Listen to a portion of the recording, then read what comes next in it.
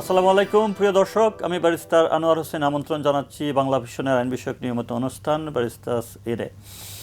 এই অনুষ্ঠানে মূলত আমরা আইন এবং আদালত বিষয়ে কথা বলে থাকি। আজকে আমাদের সাথে কথা বলার জন্য আমন্ত্রিত হয়ে আসছেন barrister Asif Hossain bin Azad.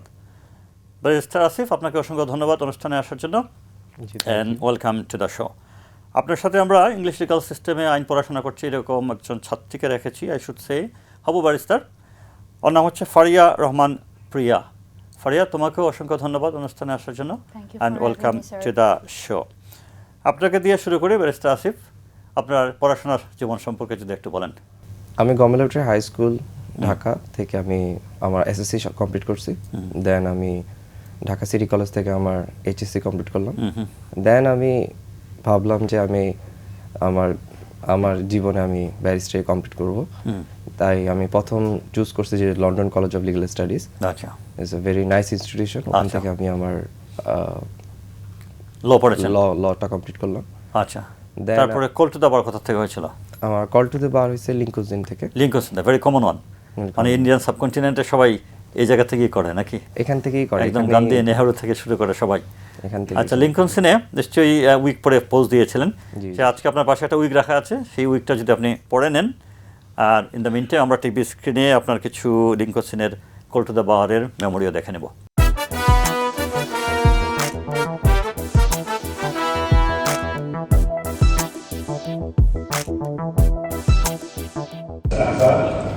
Mr. Barr, by the authority and on behalf of the benches of Lincoln Inn, I publish each of you a barrister of this honourable society.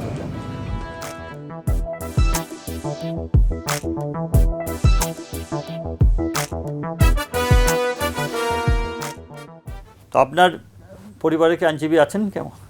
না, আমার পরিবারে কেউ আইনজীবী নেই, আমি প্রথম ফার্স্ট জেনারেশন আইনজীবী। তো আপনি কিভাবে ইন্সপায়ার্ড হইলেন ল পড়ার জন্য? আমার বড় ভাই ইঞ্জিনিয়ারিং পড়ছে। আচ্ছা। So, আমার বোন ডাক্তার।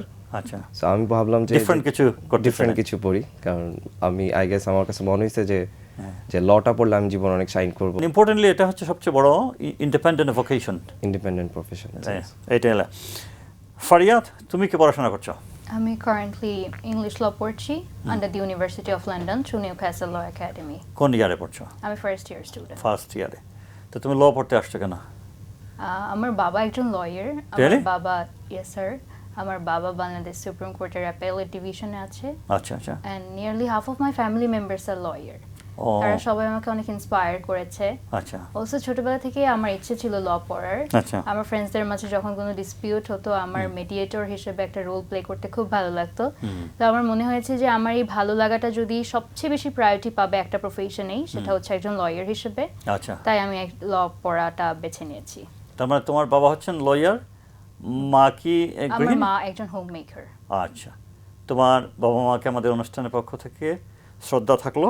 তোমাকে আরেকটা প্রশ্ন করতে চাই, তুমি যখন কোয়ালিফাইড ব্যারিস্টার হবে, আমরা যদি এই প্ল্যাটফর্ম থেকে তোমাকে দুজন অসহায় মানুষকে রেফার করি যাদের ফিস দিয়ে আইনের আশ্রয় নেওয়ার সুযোগ থাকবে না, এরকম দুজনকে তুমি বিনা ফিসে হেল্প করবে কিনা? ডেফিনেটলি। আমি মনে করি ল শুধু একটা প্রফেশন না, এটা একটা রেসপন্সিবিলিটি। সবাই লয়ার এফোর্ড করতে পারে না। আমি প্রো বোনো কেস নিতে চাই ফিউচারে, যেটাকে হচ্ছে বিনা ফিতে মানুষের হেল্প করা। তো আমি সেটা করতে চাই। আমি মনে করি যে যারা জেনুইনলি হেল্পলেস, তাদেরকে হেল্প করার মাধ্যমে আমি শুধু ফিটাই আমি প্রায়োরিটি মনে করি না, এক্সপিরিয়েন্সেরও একটা ব্যাপার আছে। তো সেই ক্ষেত্রে আমি মনে করি আমি অবশ্যই প্রোবোনো কেসগুলো ফিউচারে নিব। তার পাশাপাশি প্রফেশনের সাস্টেইনেবিলিটি ইম্পর্ট্যান্ট। তো ইটস অ্যাবাউট ব্যালেন্স। তো আমি ডেফিনেটলি হেল্প করার চেষ্টা করব তাদের। তুমি বলছিলে তোমার বাবা আপিলেট ডিভিশনের প্র্যাকটিশনার। জি। নামটা বলে ফেলো। আমার বাবার নাম অ্যাডভোকেট আতাউর রহমান। আচ্ছা, থ্যাংক ইউ। ব্যারিস্টার আসিফ, আপনার কাছে আসছি একটা নিউজ পেপার রিপোর্ট, যেটা আমরা টিভি স্ক্রিনও দেখব।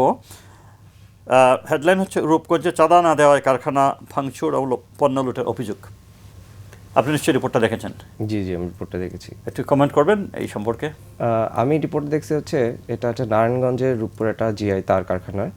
সো এখানে চাঁদাবাজির জন্য একটা মামলা দায়ের করা হয়েছিল।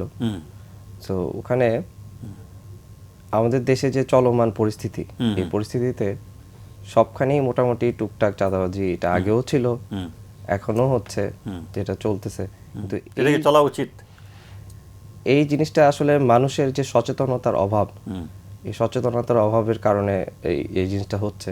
কিন্তু আমাদের দেশের যে প্রচলিত আইন, যে পেনাল কোডে 1860 সালের, ওখানে এক্সটর্শন আইনের অনুযায়ী 383 থেকে 389 পর্যন্ত ধারা অনুযায়ী পেনাল এক্সটর্শন বা চাঁদাবাজির শাস্তি এবং চাঁদাবাজি কিভাবে রোধ করা যায় তা বলা আছে। তো ওখানে সর্বোচ্চ সাজা এরকম 3 বছর থেকে 10 বছর পর্যন্ত দেওয়া আছে। যদি মৃত্যুর ভয় দেখানো হয়, মৃত্যুর ভয় দেখিয়ে চাঁদাবাজি করানোর চেষ্টা করা হয়, তখন 10 বছর পর্যন্ত সাজা দেওয়ার সম্ভাবনা আছে। কিন্তু এই যে চাঁদাবাজিগুলো হচ্ছে, এই চাঁদাবাজিগুলোর পক্ষে যে পুলিশ মামলাটা দায়ের করতেছে, এই দায়ের করার পরে তাদেরকে প্রপারলি একটা বিচারের আওতায় আনার পর তাদের যে রিহ্যাবিলিটেশন বা রিপেন্টেন্সটা করানো হচ্ছে, এটা যদি ভালো মতো করানো হয়, তাহলে চাঁদাবাজির যে সংখ্যাটা ওটা আস্তে আস্তে কমে যাবে। তা আপনার নলেজে এরকম চাঁদাবাজির শাস্তি খুব বেশি আমাদের দেশে হয়? জেনারেলি এত চাঁদাবাজির যে সংখ্যাটা, মামলাটা কম হচ্ছে। এর কারণ হচ্ছে দেখা গেছে যারা চাঁদাবাজিগুলো করতেছে তারা হচ্ছে লোকাল পলিটিশিয়ানদের আন্ডারে থাকে। তো দেখা গেছে তারা ওদের নাম ইউজ করতেছে। যখনই নাম ইউজ করতেছে তখন মানুষ ভয় পাচ্ছে যে এই মামলাটা কি আমরা থানায় দায়ের করব নাকি করব না। এগুলো স্টপ করা যায় কিভাবে আসলে? এখন আমি যদি বাইরের কান্ট্রি ধরি, বাইরের কান্ট্রিতে দেখা গেছে ওরা এই যে চাঁদাবাজি বা এক্সটর্শন, এটাতে ওরা অনেক বেশি অ্যাক্টিভ। যে ওরা জানে যে এটা কিভাবে ওরা কোথায় মামলা করতে হবে, কিভাবে এটা স্টপ করতে হবে। যেরকম আমি যদি ধরি, ইউকেতে ন্যাশনাল ক্রাইম এজেন্সি আছে, ওরা ডিরেক্ট, এটা তো জেনারেলি আমাদের লোকাল পুলিশও থাকে, কিন্তু লোকাল পুলিশ ছাড়াও একটা স্পেশাল টাস্ক ফোর্স আছে যারা হচ্ছে ন্যাশনাল ক্রাইম এজেন্সি। এরাও এটা ডিল করতেছে। রাইট, ওকে। আমাদের দেশে আপনি দেখছেন ফুটপাথ থেকেও কিন্তু চাঁদা আদায় হয়। ফুটপাথ থেকে চাঁদা হয় না? চাঁদাবাজি হয়। এটার জন্য দায়ী কে আসলে আপনার মনে হয়? এটার জন্য দায়ী আমি মনে করি যে ফুটপাতে যারা বসতেছে তারা এটাকে কখনোই মুখ খুলে কখনোই বলতেছে না কাউকে, এবং এটাকে ওরা ধরেই নিছে যে এটা আমার দিতেই হবে। তো যখনই এটা আমরা ধরে নিচ্ছি যে এটা আমার দিতেই হচ্ছে, তখন না এটার অ্যাগেনিস্টে কেউ কথা বলার কেউ নাই। তো যেটা জনগণের কথা বলা উচিত ছিল, যে আমাদের সোশ্যাল অ্যাওয়ারনেস, এই সোশ্যাল অ্যাওয়ারনেসটা আমাদের খুব কম। রাইট, ওকে। আপনার কাছে আরও প্রশ্ন আছে দর্শকদের কাছ থেকে, 2টা প্রশ্ন। সেটা আমাদের যে স্টুডেন্ট ফারিয়া আপনার উদ্দেশ্যে করবে। প্রিয় দর্শক, আপনারা যে কেউই আমাদের কাছে প্রশ্ন পাঠাতে পারেন। প্রশ্ন পাঠানোর ঠিকানা হচ্ছে baristas.in25@gmail.com। আমি আবার পড়ছি, baristas.in25@gmail.com। এই ঠিকানা যে কেউই আমাদের কাছে প্রশ্ন পাঠান, আমরা প্রশ্নগুলো সিলেক্ট করি এবং কোয়ালিফাইড ব্যারিস্টারের উদ্দেশ্যে করে থাকি। ফারিয়া, তোমার কাছে প্রশ্নগুলো আছে, যদি তুমি প্রথম প্রশ্ন স্যারের উদ্দেশ্যে করো। টাঙ্গাইল থেকে আব্দুল আলী মিয়া প্রশ্ন করেছে, আমরা প্রায় দেখি মানুষ, বিশেষ করে রাজনীতিবিদরা হাইকোর্ট থেকে আগাম জামিন নিয়ে থাকে। এই আগাম জামিন সম্পর্কে দয়া করে একটু বিস্তারিত বুঝিয়ে বলবেন। কারা, কিভাবে এবং কেন এই আগাম জামিন পেয়ে থাকে? আগাম জামিন সম্পর্কে অ্যান্টিসিপেটরি বেল যাকে বলে আর কি। জি, অ্যান্টিসিপেটরি বেল বলতে আমরা বুঝি আগাম জামিন, যেটা আসলে আমাদের যে আইন আছে, যে CrPC, the code of criminal procedure, এখানে ডাইরেক্টলি কোথাও বলা নাই এমন কোনো মামলা আমাকে এফআইআর দায়ের করা হয়েছে যে এফআইআর দায়ের কারণে আমার কগনিজেবল অফেন্স হতে পারে, নন কগনিজেবল অফেন্স হতে পারে। তো আমি অ্যান্টিসিপেট করতেছি যে আমাকে ধরা হবে। তো ইনভেস্টিগেশন রিপোর্ট আসার আগ পর্যন্ত আমি যদি কোনো জামিন হাইকোর্ট ডিভিশন থেকে নিতে পারি, তাহলে আমি যে জামিনটা অ্যান্টিসিপেট করতেছি ওটাকে আমরা আগাম জামিন বলতেছি। আমাদের কাছে যে সেকেন্ড কোয়েশ্চেন, সেটা তুমি পরে করবে, একটা শর্ট ব্রেকে যেতে হচ্ছে আমাদের। প্রিয় দর্শক, আমরা একটা বিজ্ঞাপন বিরতিতে যাচ্ছি, ফিরে আসছি এক্ষুনি।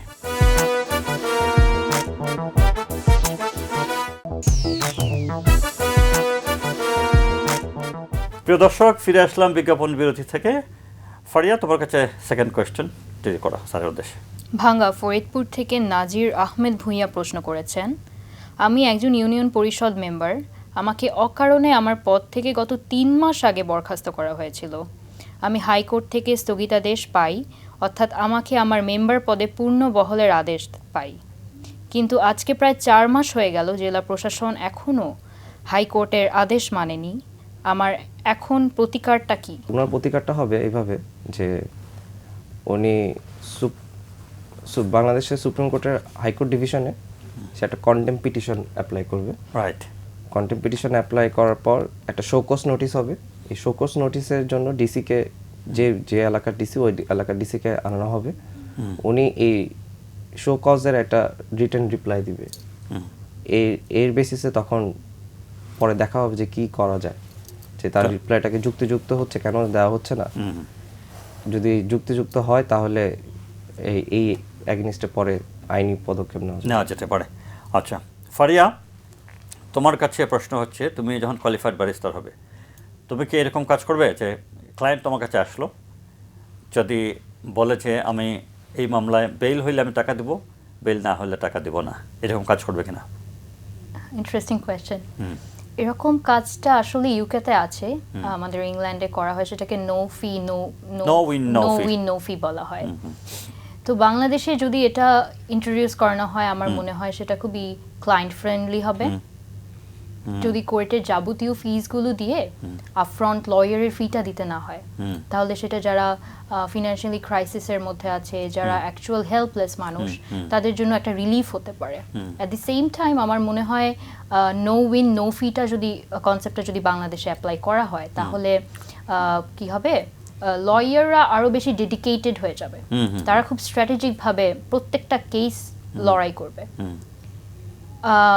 কিন্তু এটার একটা ডিসঅ্যাডভান্টেজও আছে। কি সেটা? ডিসঅ্যাডভান্টেজ আছে বলতে বলা যেতে পারে যে লয়াররা যখন দেখবে তাদের আউটকাম ডিপেন্ড করছে, সাকসেসের উপর ডিপেন্ড করছে তাদের আউটকাম, তখন তারা ন্যাচারালি তারা কমপ্লেক্স কেসগুলো, যেগুলো একটু হার্ড কেসগুলো, সেগুলো তারা অ্যাভয়েড করবে অথবা ইগনোর করবে। কিন্তু ওভারঅল বলতে গেলে it's a very progressive idea, but it still needs strong legal framework. না, এরকমও তো হইতে পারে, যেমন ধরো এমন নয় যে সবগুলোতে তুমি নো উইন নো ফি হবে, কিছু কিছু ক্ষেত্রে করা যেতে পারে, কিছু কিছু ক্ষেত্রে হতে পারে না, কিছু ফিস দিতে হবে, উইন হইলে এরকম ফিস, উইন না হলে ওইরকম ফিস, সেটাও ইন্ট্রোডিউস করা যেতে পারে। ইন্ট্রোডিউস করা যেতে পারে, যেমন কোর্টের কিছু যাবতীয় ফিসগুলো যেগুলো আছে সেগুলো তো কম্পালসারি দিতেই হবে, সেগুলা ক্লায়েন্টকে বিয়ার করতে হলো। তারপর লয়ার যদি উইন করতে পারে তাহলে তাকে একটা লিমিট করে যদি দেয়া হয় যে ফিসটা এতটুকু দিতে হবে, আর যদি সে কেসটা জিতে যায় তারপর সে আরেকটা বেশি অ্যামাউন্টের ফিস দেওয়া যেতে পারে। এরকম যদি ইন্ট্রোডিউস করানো হয় তাহলে আমার মনে হয় সেটা ভালোই হয়। কিন্তু কারেন্টলি বার কাউন্সিলের কিছু ফিস নিয়ে মনে হয় রেস্ট্রিকশন আছে হয়তো, তো এটা যদি বার কাউন্সিলে কোনো রেস্ট্রিকশন না থাকে তাহলে তুমি নো উইন নো ফি বেসিসে কাজ করতে interested. Good, thank you. Barrister Asif, গ্রেফতার এবং আটক সম্পর্কে একটু কথা বলতে চাই।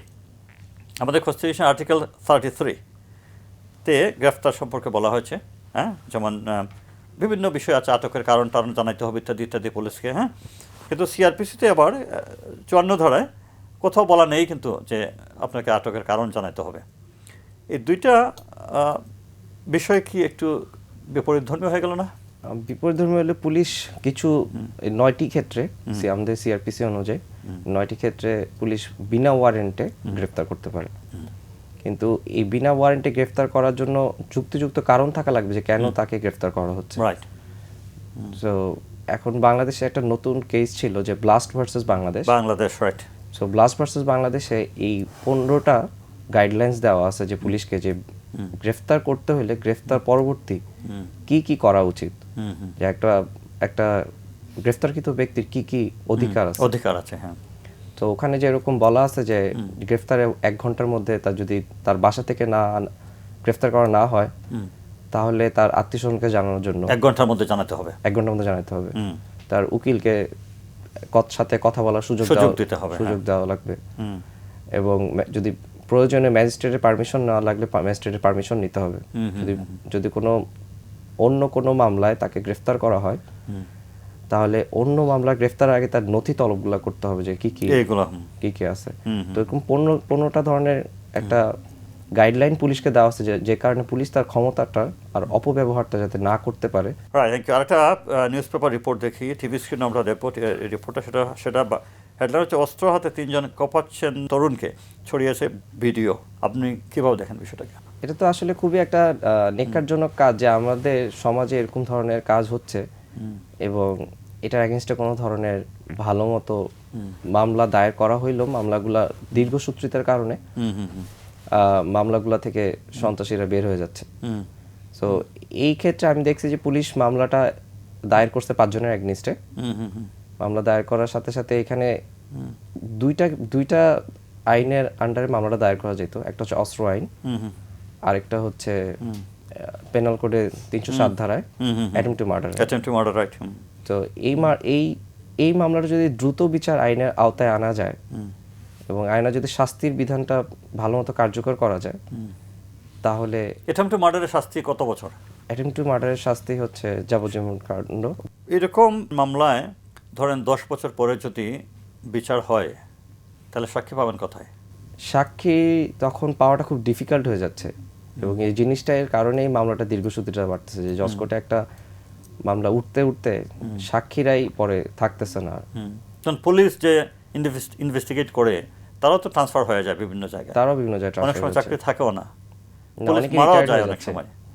অনেকেই রিটায়ার্ড হয়ে যাচ্ছে, অনেকে চাকরি এক এলাকা থেকে অন্য এলাকায় চলে যাচ্ছে, কিন্তু কিংবা মারা যাচ্ছে যে মারা যাচ্ছে এটা সমস্যা, কিন্তু রিপোর্টটা থেকে যাচ্ছে ঠিক আছে, কিন্তু রিপোর্টটা যে ভালো মতো তদারকি করা, ওইটা হয়তো বা নতুন ভাবে করা শুরু করতে হচ্ছে। তখন দেখা গেছে পুরানো যে ঘটনাটা ছিল ওটা ফেড হয়ে যাওয়ার সম্ভাবনা থাকছে অনেক। ফারিয়া, ক্রিমিনাল ল পড়ছো? জি, ক্রিমিনাল ল পড়ছি।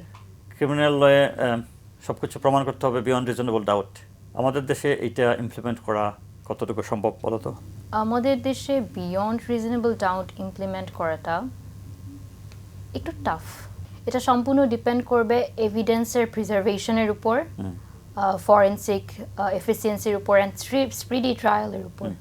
অনেক সময় কি হয়, অনেক কেস অনেক লেন্দি প্রসেসে চলে, তখন এভিডেন্স হারিয়ে যায়।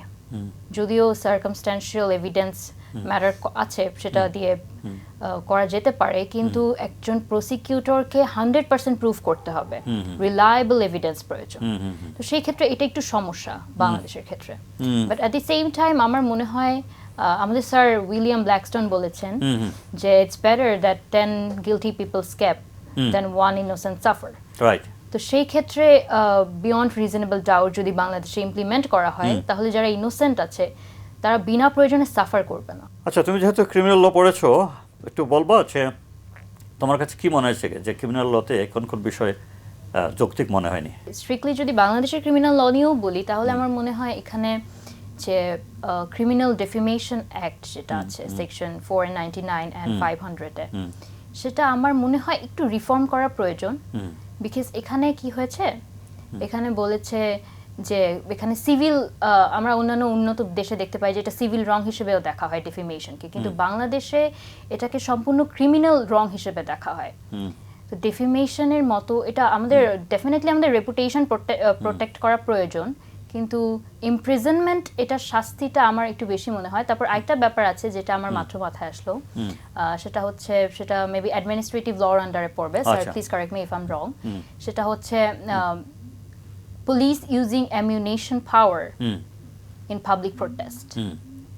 এটা আমার খুবই অযৌক্তিক বলে মনে হয়। আমরা পাস্ট ইনসিডেন্টে অনেক জায়গায় দেখেছি পুলিশ খুব রেকলেস ভাবে পাবলিক প্রোটেস্টের মধ্যে তারা লিথল অ্যামিউনিশন ইউজ করছে।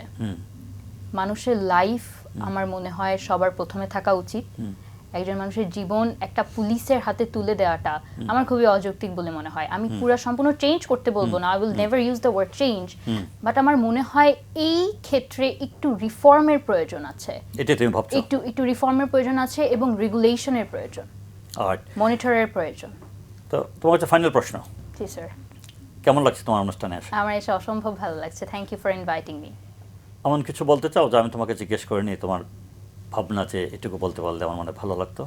ল শুধু লয়ারদের জন্য না, আমার মনে হয় আমাদের এভরিডে পার্টে প্রত্যেকটা মানুষের কম বেশি ল জানা প্রয়োজন। কেউ আপনাকে অ্যাডমিনিস্ট্রেটিভ ল সম্পর্কে জানতে বলছে না বা ইন্টারন্যাশনাল ল সম্পর্কে জানতে হবে না। আপনি যদি ডোমেস্টিক ল সম্পর্কে অথবা ডেফিমেশন যেটা বললাম, তারপর রেপ কেসের কনসিকুয়েন্সেস কি হতে পারে, এরকম ছোটখাটো ল যদি আমরা জেনে রাখি, তাহলে সেই ক্ষেত্রে আমার মনে হয় প্রতিটা মানুষ আরো বেশি প্রতিবাদী হয়ে উঠবে, তারা সচেতন হয়ে উঠবে। যেমন আমরা কেউই ডক্টর না, বাট আমরা স্টিল জানি যে জ্বর হলে নাপা ট্যাবলেট খেতে হয়। এইসব বেসিকগুলো জানা উচিত। Basic Right, thank you. যদি জেনে থাকি তাহলে থ্যাংক ভালো ইউ হয়। ফারিয়া, তোমাকে অসংখ্য ধন্যবাদ। ব্যারিস্টার আসি, আপনার কাছে ফাইনাল প্রশ্ন, সেটা হচ্ছে এটি লিগাল ইস্যুস। কেউ চুরি করার উদ্দেশ্যে ধরেন একটা হাঁসের প্রতি গুলি ছুড়লো, কিন্তু হাঁস যেখানে বসা আছে সেখানে ধরেন একটা ঝোপঝাড়, ওর পিছনে একজন লোক দাঁড়ায় আছে, কিন্তু গুলিটা আপনার ওই লোকের উপর গিয়ে পড়লো, মারা গেল, কি শাস্তি হইতে পারে? এ লোককে দায়ী হবে এর জন্য? এইখানে কয়েকটা কনসেপ্ট আসলে ক্লিয়ার করা থাকা দরকার। এটা হচ্ছে ধরেন একটা ক্রিমিনাল অ্যাক্টিভিটি বা ক্রিমিনাল অফেন্স প্রমাণ করার জন্য দুটো জিনিস দরকার, একটা হচ্ছে গিলটি মাইন্ড, একটা হচ্ছে গিলটি অ্যাক্ট। তো এখন যাকে বলে একটা শ্রী অ্যান্ড ম্যান শ্রী, আর কি। যেটাকে আমরা বলি acts Riya's and mains Men Riya's. Hmm. So এই যে সিনারিটা, এই সিনারিটাতে দেখা যাচ্ছে যে সে মারতে চাইছে একটা হাঁসকে। সো তার যে মেন স্ত্রীটা ছিল, ওই মেন স্ত্রীটা কখনোই ছিল না যে ওই ঝোপের ওই আড়ালে লোকটাকে। কে কোনো লোক ছিল তাকে মারার। সো এখানে তার মেন স্ত্রীয়া ইজ মিসিং, এবং যদি অ্যাক্টাস রিয়াসও এখানে বলতে সে তো কখনোই অন্য, এখানে যদি অন্য একটা মানুষ থাকতো, মানুষ একজনকে মারতে যে আরেকজনকে মেরে ফেলছে, তাহলে এটা একটা গিলটি ওয়ার্ক হইতো বা গিলটি অ্যাক্ট হইতো। যেহেতু এটা এই ধরনের সিনারি না, সে একটা হাঁসকেই মারতে চাইছে, তার মানে সে তার এখানে- মার্ডার কেসের জন্য ইয়ে হবে না, তার ক্ষেত্রে সেখানে প্রযোজ্য হবে না। মার্ডারের জন্য লায়াবল হবে না। Right, thank you barrister Asif, আপনাকে অসংখ্য ধন্যবাদ অনুষ্ঠানে আসার জন্য। ফারিয়া, তোমাকে আপনাকেও অসংখ্য ধন্যবাদ অনুষ্ঠানে আসার জন্য। Thank you sir. প্রিয় দর্শক, এই ছিল আমাদের আজকের আয়োজন। আগামী অনুষ্ঠানে নতুন কোনো অতিথি নিয়ে হাজির হব, সেই পর্যন্ত ভালো থাকবেন। আল্লাহ হাফেজ।